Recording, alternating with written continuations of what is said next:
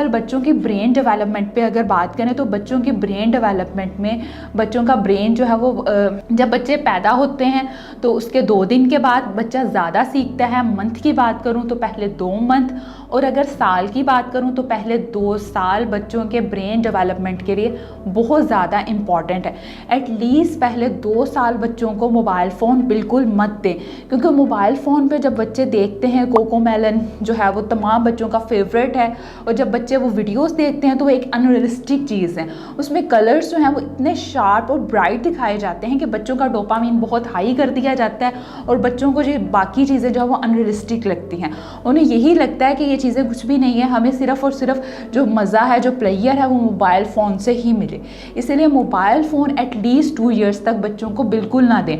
अगर आप बच्चों के अटेंशन स्पैन पे काम करना चाहते हैं तो पहले 2 दिन करें, अगर पहले 2 मंथ बच्चों के लिए बहुत इंपॉर्टेंट है।